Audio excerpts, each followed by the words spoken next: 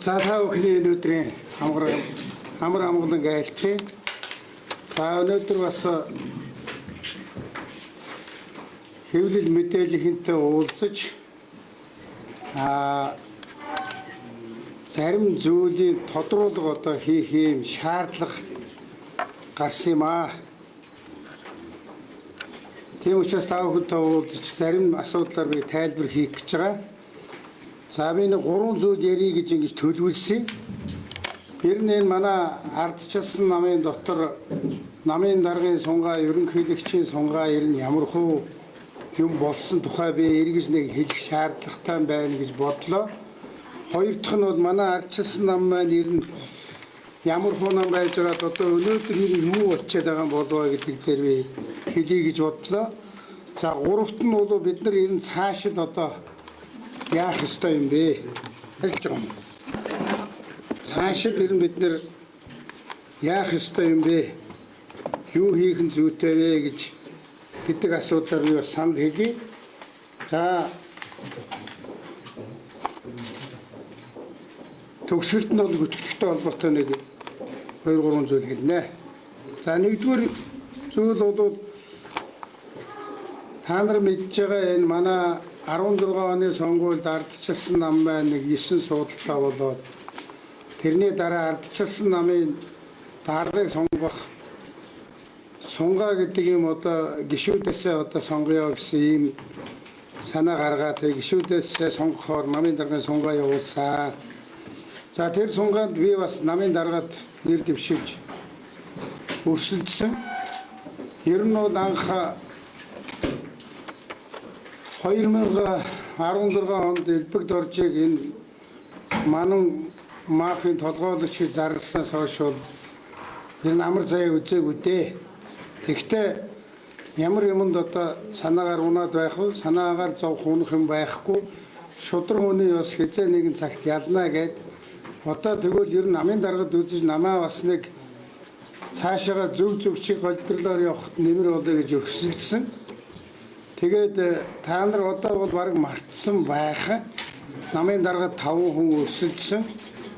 За тэгээд би бол одоо энэ 2 гар 2 хөлнөөс нэлээд тийм АТГ цагдаа тагнуулгаад олон газрын мөрдлөг тэгээд дуудлаганд намын даргын сунгаанд орсон. За тэгээд би нэг 2 тоо энэ дээр санаарч сануулчих гэж байгаа. Намын даргын сунгаанд явах сургаар дээр нь ерөнхийлөгч нэр дэвших сургаар надад дээр 16 оны 11 сарын 30-нд авилгатай тэмцэх газар яг өмнө нь дуудаж ирсэн. Тэр өдөр дуудаад намайг сэжигтэн болгож ирсэн.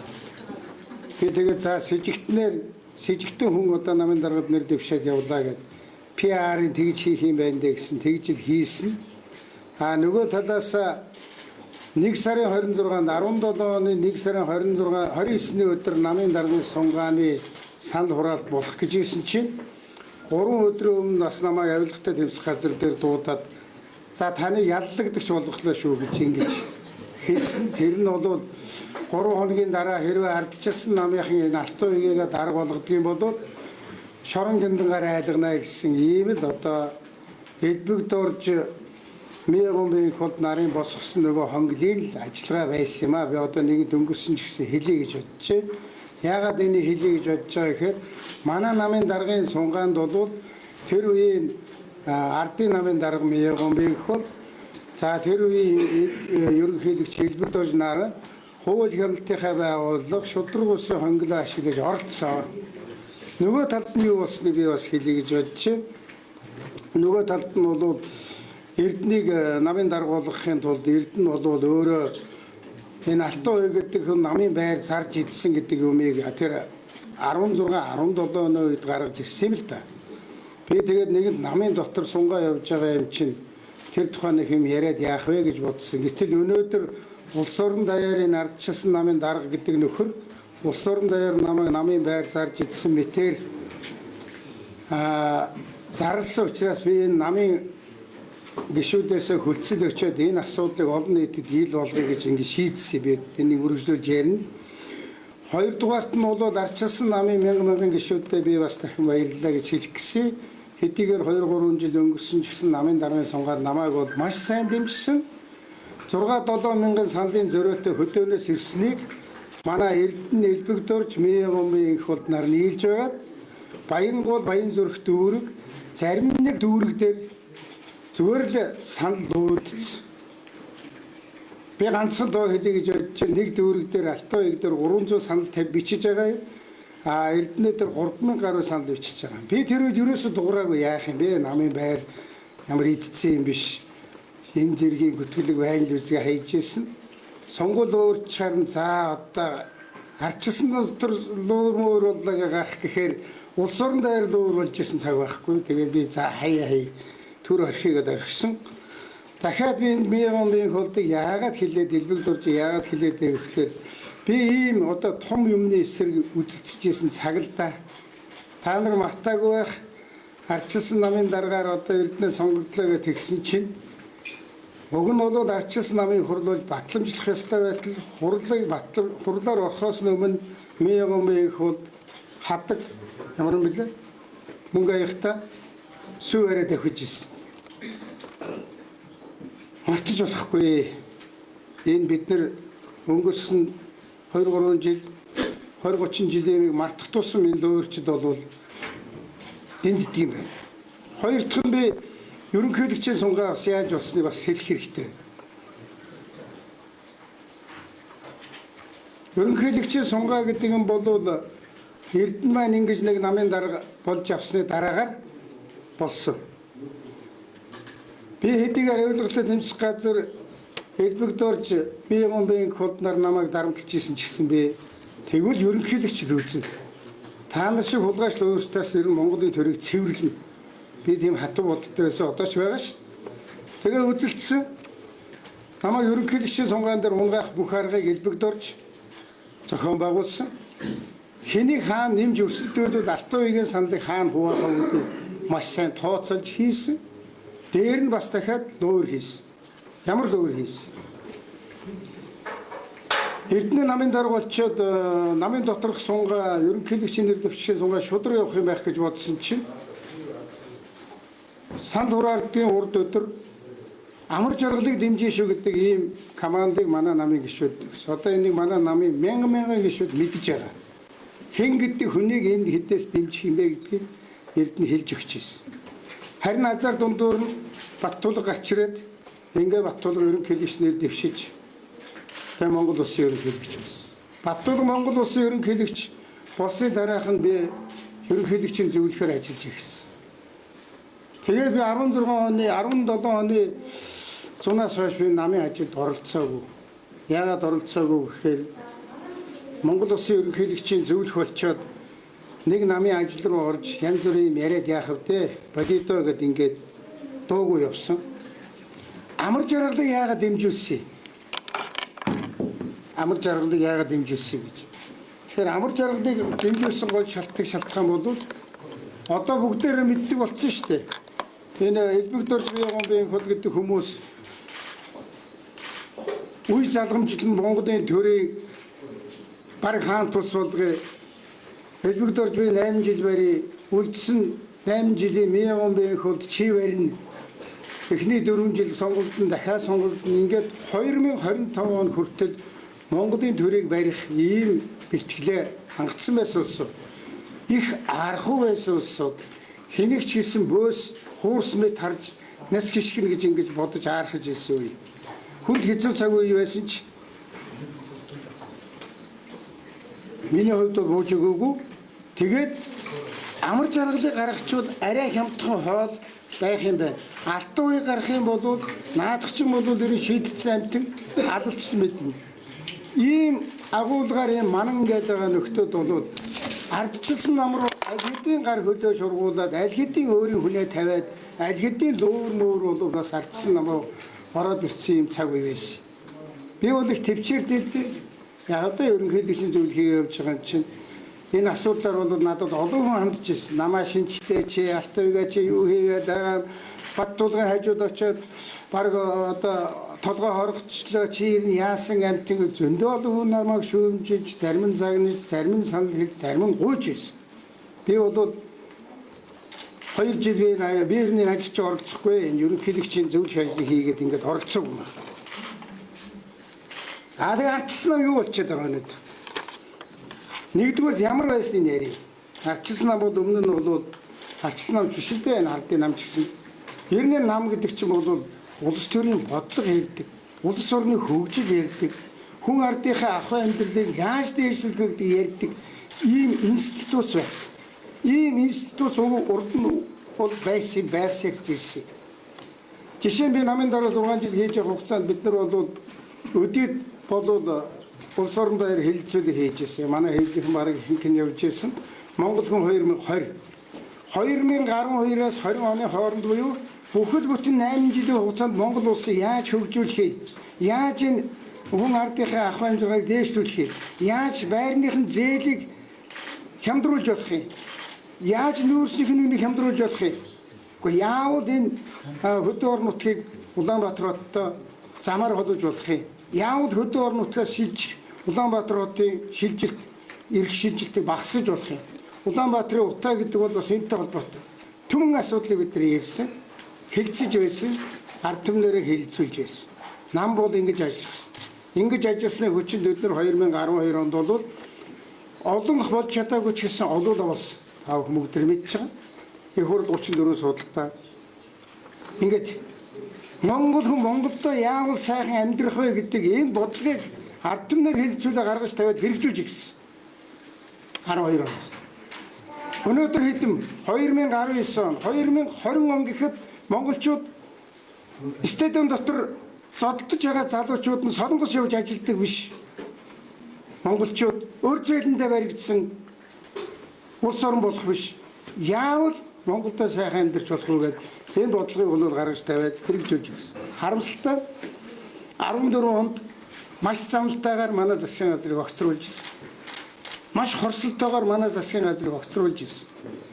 Тэр манай засгийн газарт ажилласан 2-3 сайдыг улсын хурлын санд хураалтанд оролцуулахгүйгээр барьж авч үлдсэн байдаг. Тэрний нэг болж баригдаж үлдэж барьцаалагдсан хүний нэг нь бол Эрдэнэ сайд. Эннийхээ шамд бол 4 жил засгийн газарт үргэлжлүүлэн ажилласан. Тэр нь Алтан уугийн засгийн газраас сайхан мэлэг гэдэг дараа нь ажилласан 2 сайд байдаг, нэг нь бол Эрдэнэ. Ийм муухай ялцарсан ямиг Монголын төрд хийж гисэн. Чи засгийн газар огцруулуу чи цаашаа сайдаар үргэлжлүүлэн ажиллана. Чи хэрвээ энийг хийхгүй бол чиний ямиг дэлгэнэ. Ийм л юмд ор Монголын нийгэм орцсон. Ардчилсан нам өнөөдөр ямар болсон? Ардчилсан нам өнөөдөр улс орны хөгжил, улс орны бодлого, ард түмний ахуй амьдрал ярихаа байсан. Юу ярьдаг болсон? Тэрнийг ярихаараа нэг юм ярьдаг болсон. 64% хамгаалдаг болсон. 49% хамгаалдаг болсон. Эрүүдийн шүүлтийг байх ёстой зүйл, байх ч ёстой зүйл гэж хэлдэг болсон. Тэгвэл би энийг бол ардчилсан нам гэж хэлэхгүй л дээ. Энийг бол ардчилсан намын удирдлагыг дээрэндэж авсан дээрэмчид өнөөдөр ардчилсан намын нэр хүнд тэрний олон зуун мянган гишүүдийн итгэл сэтгэлээр тоглож байна. 30 жилийн өмнө энэ ардчилсан нам нэгдсэн энэ олон 100 мянган гишүүд ийм юмыг дэмжихгүй, ийм юмыг үзэж чадахгүй. Өнөөдөр юу болсон би одоо юм хэлэхгүй, 2 юм хэлье. Өнөөдөр ардчилсан намын удирдлага ардчилсан намын нам биш болгож. Нэгдүгээр ардын намын миягомби хэрэгжүүлэх гэж оролдсон 60 тэрбумын схемийг ардчилсан намд хийж шившиг, утамшиг би ганцхан шийдэл шившиг юм хэлэх. Гэхдээ хэлхээс өөр арга алга. Одоо Монголын нийгмийг цэвэрлэх ёстой, ардчилсан намыг бид нар цэвэрлж авах ёстой. Зөвхөн Монголын ардчилсан намын залуучуудын даргад өрсөлдөхийн тулд 120 сая төгрөг төлдөг. Юу гэсэн үг вэ? Энэ одоо залуу юу болох юм?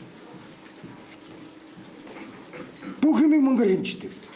Ардын намын миягомби хэрэгжүүлсэн 60 тэрбум схем ардчилсан намруу бодтойгоор олсон.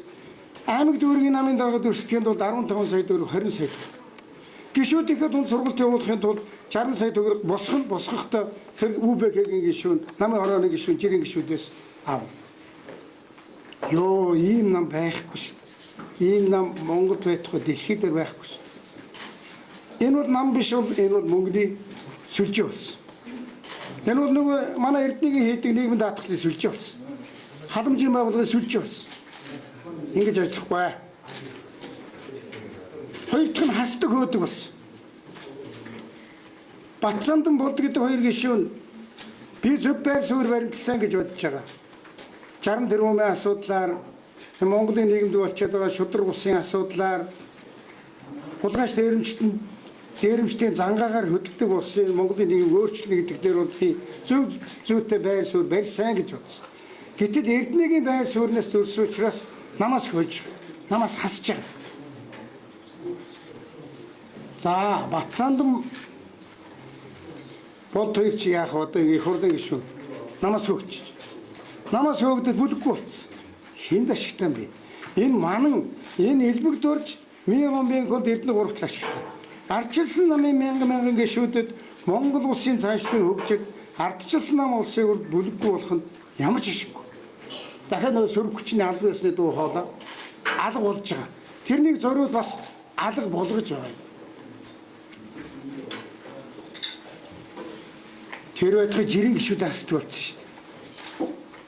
Би одоо муухай юм ярьж байна. Гэтэ муухай юмыг ярьж ижил сайн болдог.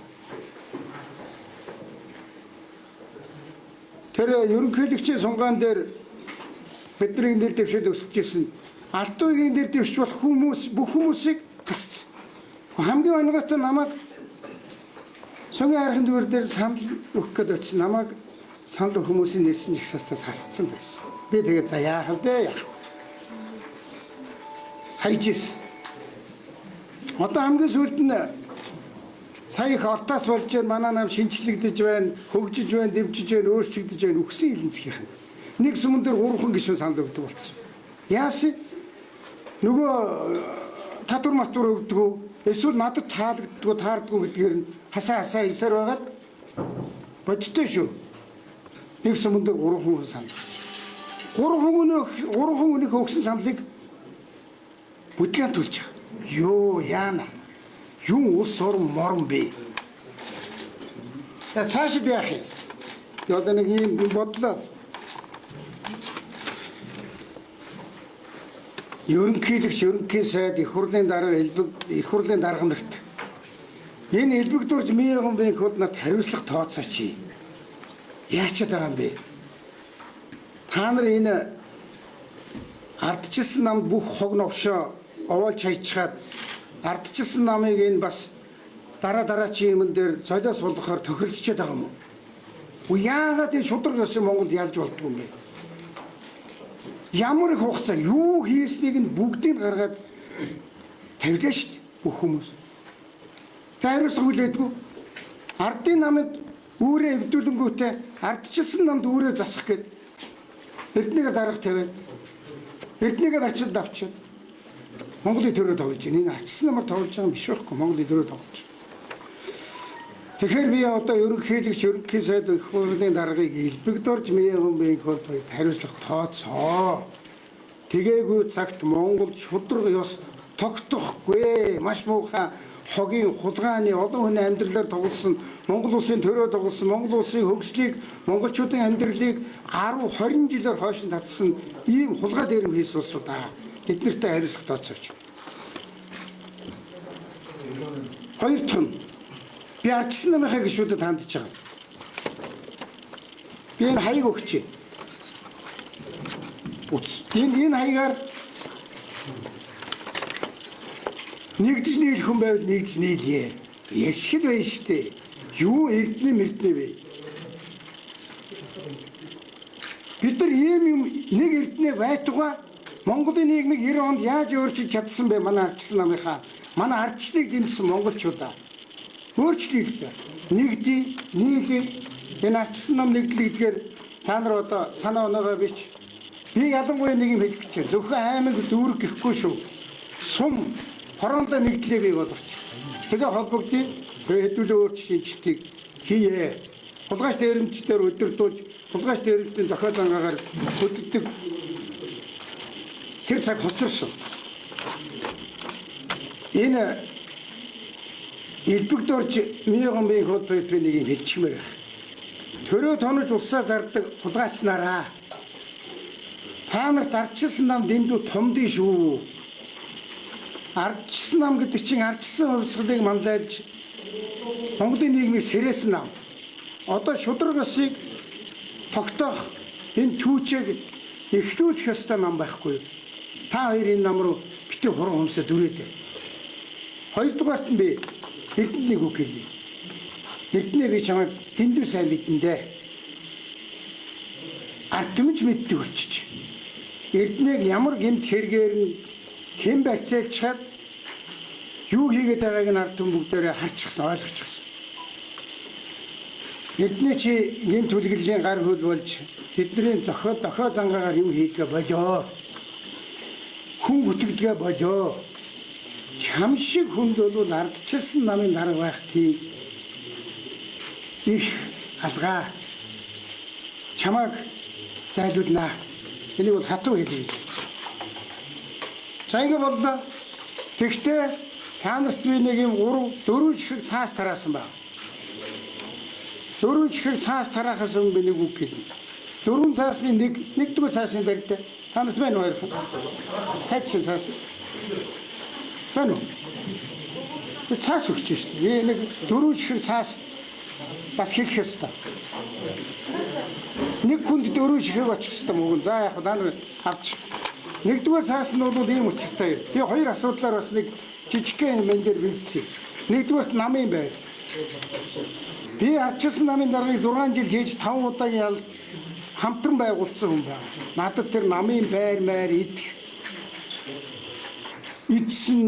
гэж оролцсон юм ширхэгч байхгүй. Би нотлооны баримтыг та нарт бол тараасан байгаа. Та нар үзэж байгаад ойлгомжгүй юм байвал асууж. Хоёрдугаарт нь 5 дал гэдэг машин цоо шинээр аваад унц.